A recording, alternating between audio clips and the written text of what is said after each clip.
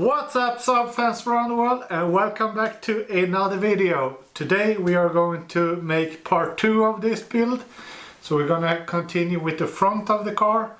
Then we're gonna handle some rust issues that we have on this car. So let me show you what we are working with today. So on the last video we worked on the rear of the car, fitted the diffuser and made the cutouts for the new exhaust tips. And don't worry, I have not backed into the garage door. I have safely put it back there. And I have removed the LED bar and also the rear bumper. And also the inner liners for the rear part of the car. So here we have the LED bar. It's going to get a new H-Bloom upgrade kit. Because it still lights up, but the light is very dull. It's not as bright as it should be. So here we have the rear bumper.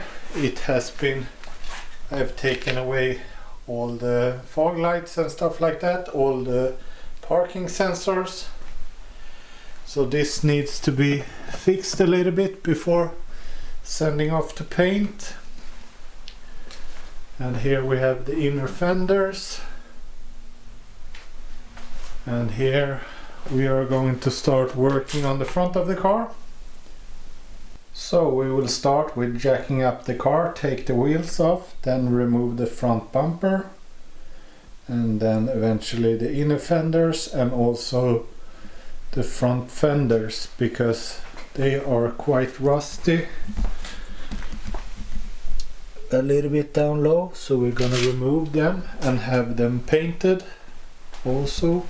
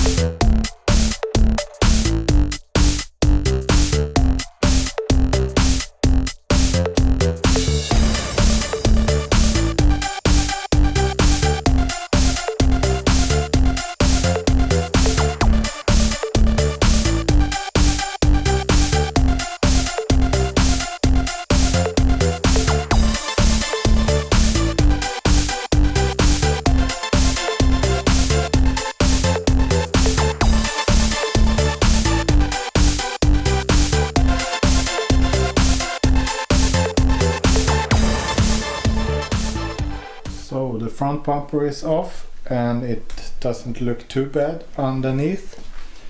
Not much rust at all, which is a good thing. And the fluid you see on the floor is washer fluid. So that is a good thing to drain before you start. So now I got the old front bumper here. Some parts are going to be transferred, like the fog lights, the grille, and like these surroundings around the headlights, and all the holders for the parking sensors are going to be transferred to the new aero front bumper, which I have over there stacked up on top of the Hirsch bumper. But anyways, now we will continue and disassemble the inner fenders, and they sit with a couple of these 10mm like plastic nuts, and then there's like these plastic, I don't know what you should call them, locking tabs, and that you need to remove. And these inner fenders are out of stock, so be a little bit careful about the old plastic.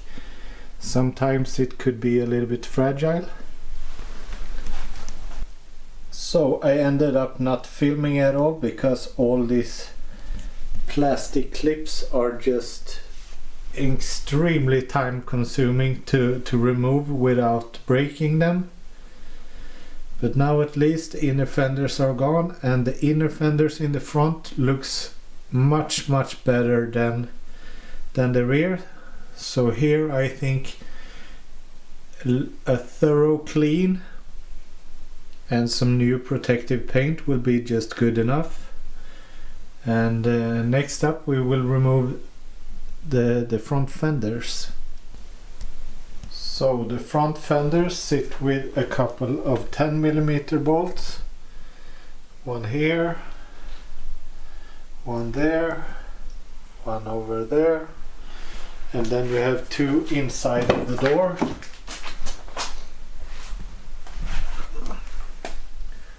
One up there and one from the inside.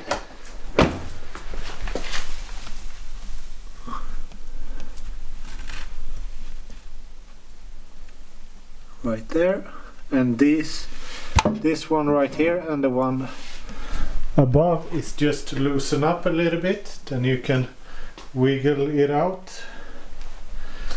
And then you have two more down here,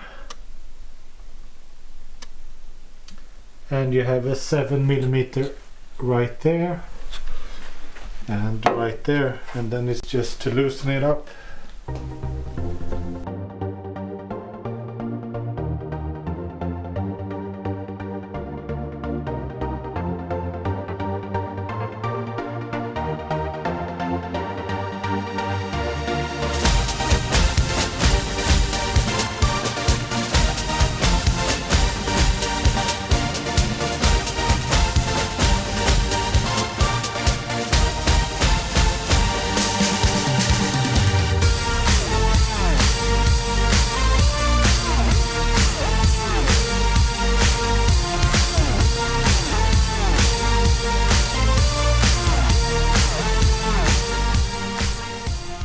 Everything is disassembled and it's a total mess in the garage.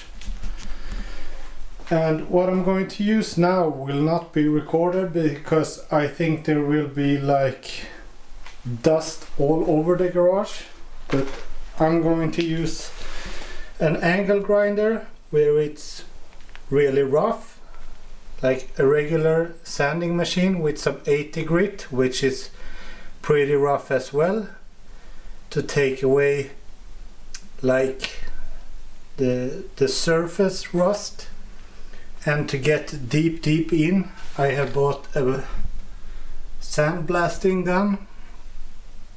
So this will be used at some spots, and I think this will dust like there is no tomorrow, but it's really important to get deep down. So as you can see here, we got some, and because I'm not gonna show like the process, I'm gonna show you what it looks like now. I have made some circles, and here I have actually sanded a little bit, and here you can see what I mean. So the surface is pretty clean, but you got this black, and this is good to get rid of as well, so the rust won't creep back again.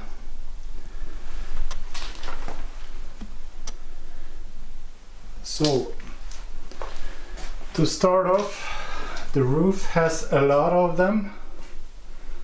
This needs to be taken care of. The hood, this is not so visible, but it has started to creep underneath the paint, so this will be taken care of. More of the roof, and this side is actually a lot better. Just a little blemish on the door and just some on the edge here. Not much at all, so I think this will be pretty easy taken care of. And this is a classic too. So that will be taken care of, same as this.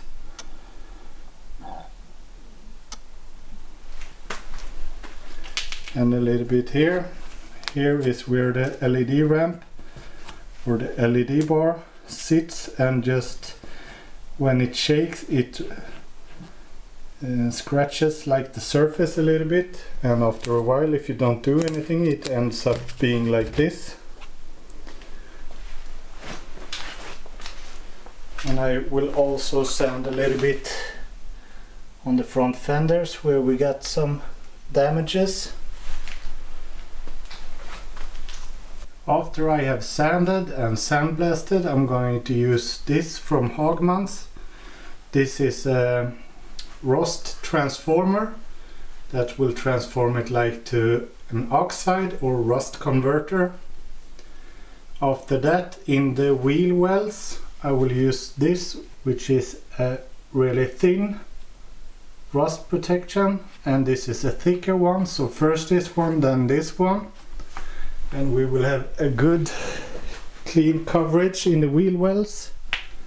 So in the front it's just, this is just dirty, so this will be a nice cleanup and this will be good to go, but we will make some protection when we have everything off. The bad part is the rear, and it's not the worst, but it has started to creep on some spots, so this will be taken care of. And it would have been really nice to do the undercarriage as well, but it's not that easy on the garage floor, so I think we will take that another time. So that's it for this episode, guys. I hope you enjoyed it, and in the next one you will see the final result of the sanded spots, and we will go over with the rust converter and you will see all those steps as well, so don't worry. But I'm gonna leave you at this right here, and I'm going to do the sanding and blasting, and I guess it will be like chaos in here like it is right now as well. But anyways, give the video a thumbs up and subscribe to the channel, it means a lot to me.